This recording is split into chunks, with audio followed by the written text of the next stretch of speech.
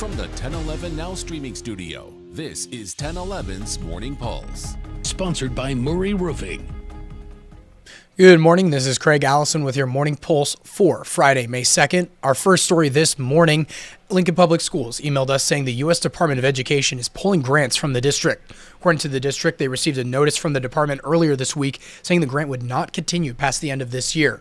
Originally awarded in 2023, the grant was supposed to last 5 years and provide $7 million to help with mental health services like adding school counselor positions and increase mental health support.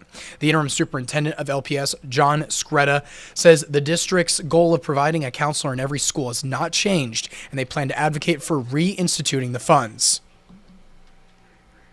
Your second story, after a lot of back and forth within a legislative committee, the bill to regulate medical marijuana in the state will now hit the floor for debate. A compromise was made allowing up to 2 ounces of marijuana flower, but only if it is being vaporized and not smoked, as well as keeping PTSD off the list of qualifying conditions. Senator Rick Holcroft tells us he expects the bill to be debated on the floor sometime later this month. Moving on to your crime tracker this morning, 20-year-old Mason Anthony of Lincoln has almost a $500,000 bond after authorities say he violated a protection order at least 16 times this year. Mason was charged in at least 6 different cases, 5 of which involved protection order violations. While these charges are all misdemeanors, his bond rose as he continued to stack up violations. This stems from January, where in a protection order, a Lancaster County woman accused Anthony of busting her lip, shoving her into a wall, and running over her mailbox. He is in custody and due back in court in July. Fourth story, May is International Trade Month, and the Nebraska Farm Bureau's annual Ag Trade Report shows a decline in revenue. In 2023, there was a national ag trade deficit of about $2 billion, but it increased to $30 billion in 2024. And they fear the number may be higher in 2025.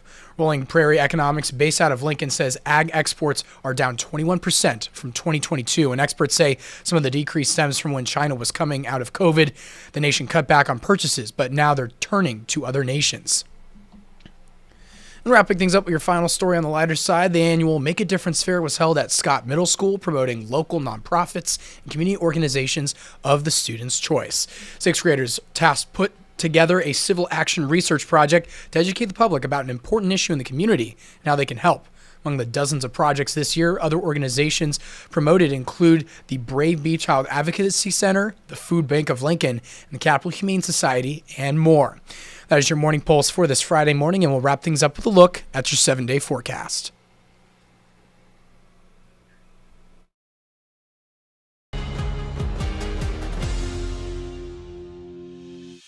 You've been listening to 1011's Morning Pulse.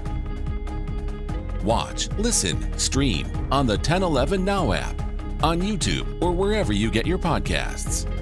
Sponsored by Murray Roofing.